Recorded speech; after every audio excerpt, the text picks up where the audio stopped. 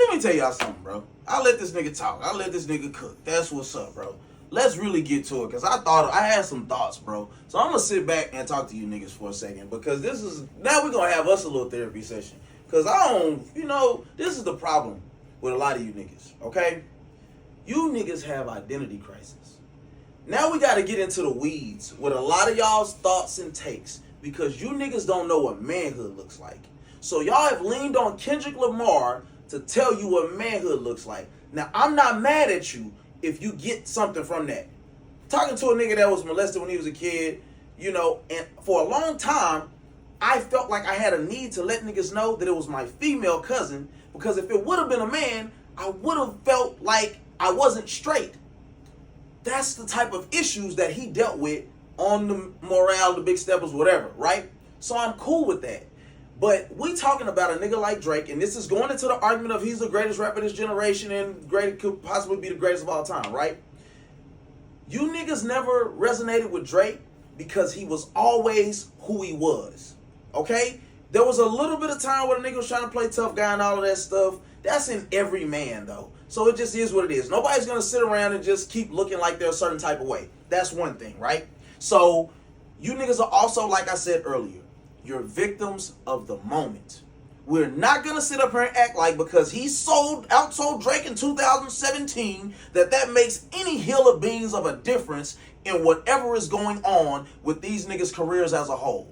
Okay? If we look at these niggas' albums, I still think Drake got as many classics. But you niggas don't have to agree. It's my opinion. Take Care, Nothing Was the Same. If you're reading this too late, I could throw Views in there. Personally, I could throw Views in there. I think Views is really a masterpiece of an album. Sonically, I think it's put together really well. I think he was diverse on there. I'm not saying that, because towards the back end of the album is really hit or miss. So that's me being honest as a Drake fan, but I personally think that album is a classic. So to me, that's no different than you saying you think Section 80 is a classic, and it's not. It's great. It's got some good stuff on there. Not a classic though.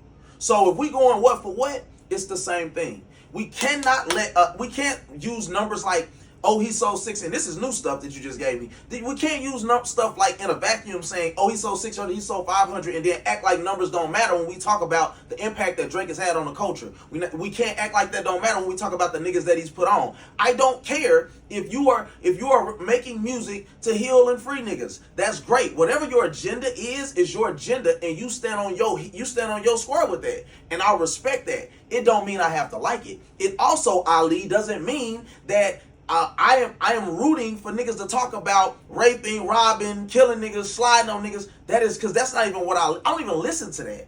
I have very few trap niggas that I listen to. But here's the difference. I am a nigga who also didn't have a mother, didn't have a father, and I know how to put stuff in a vacuum. I didn't want to go out and imitate everything that I saw. That's not a knock to everybody. So my point is, going back to Drake, he's done what he's done in his career, and you niggas, I really think you niggas is lame, and I'm talking about niggas in the industry. Because you can say what you want about him. You niggas was not saying that when y'all were a part of his run, when you niggas was getting #1 hits and getting exposure from him. But now, oh, he's raping or he's taking from the culture and he's doing this and that. You niggas sing one tune, my nigga. You can't play both sides. So now just because everybody's going against Drake, I'm supposed to be like, oh yeah, you're right, bro. He's done this and that. That's cap to me, bro. I don't think you niggas really stand on business like y'all act like y'all do. Y'all just still riding the wave, let's be clear. Now, what I can say is you severely underestimated how the West Coast could come together. And if Kendrick is the catalyst, or if y'all already been on that and he just was the last one, because apparently Nipsey was trying to do the same type of thing but not on a music wave, that's cool. That's not an argument for me. But at the same time, niggas gotta really stop acting like because of what this nigga did in a rap battle, that I'm like, listen, bro, what I didn't do is look at this nigga with rose-colored glasses. He couldn't have came on the scene for me a better way with dropping Good Kid, Mad City for me. That's my introduction, right? All right. So if we gonna look at that in a vacuum, I had these expectations, and I think you can say y'all don't like my takes, but I think I'm very objective.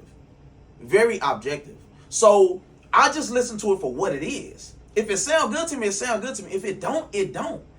So it's like, I think putting all that stuff together, I think niggas just prisoners of the moment. I agree. Everything you said, I don't have nothing, no pushback, because I'm not sitting in this seat to shit on Drake. Drake is my favorite artist. That's never going to change.